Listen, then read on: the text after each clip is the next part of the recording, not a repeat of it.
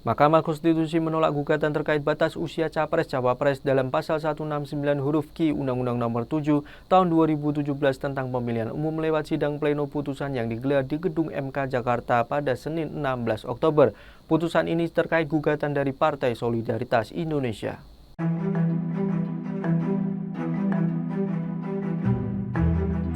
Kendati demikian, ada dissenting opinion atau perbedaan pendapat dari Hakim Suhartoyo dan Hakim M. Guntur Hamzah.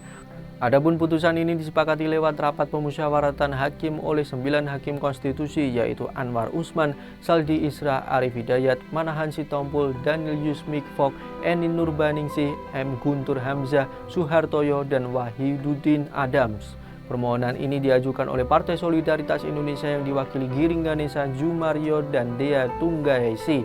Lalu juga Dedek Prayudi, Antoni Winza Probowo, Dani Eka Rahmaning Tias, dan Mikhail Gorbachev Dom. Mereka meminta usia minimal Capres-Cawapres diturunkan dari semula 40 tahun menjadi 35 tahun.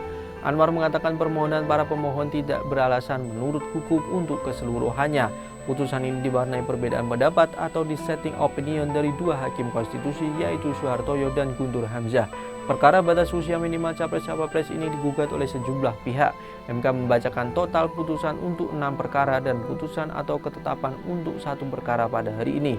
Pada permohonan dari sejumlah perkara ini meminta MK untuk mengubah batas minimal Capres-Cawapres menjadi 21 tahun, 25 tahun, 30 tahun, 35 tahun, hingga 40 tahun atau memiliki pengalaman sebagai penyelenggara negara.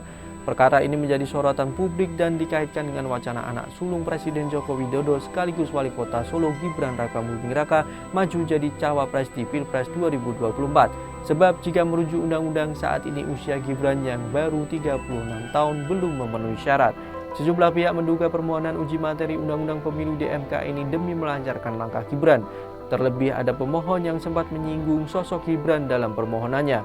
Menjelang hari pembacaan putusan, sejumlah pihak telah menyampaikan kritik kepada MK. Kritikan datang dari Menko Polhukam sekaligus mantan Ketua MK Mahfud MD, para pakar hukum tata negara hingga partai politik. Mahfud menilai MK tidak berwenang untuk mengubah aturan terkait batas usia Capres dan Cawapres. Mahfud menilai Undang-Undang Pemilu hanya boleh diubah oleh DPR dan pemerintah selaku positif legislator. Menurut Mahfud, aturan tersebut merupakan kebijakan hukum terbuka atau open legal policy. MK yang berstatus sebagai negatif legislator tak bisa menambahkan aturan baru itu ke undang-undang.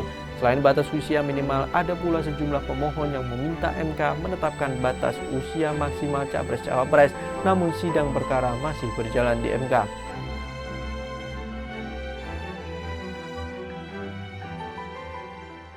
Ikuti update terbaru dari sosial media Tribun Jateng.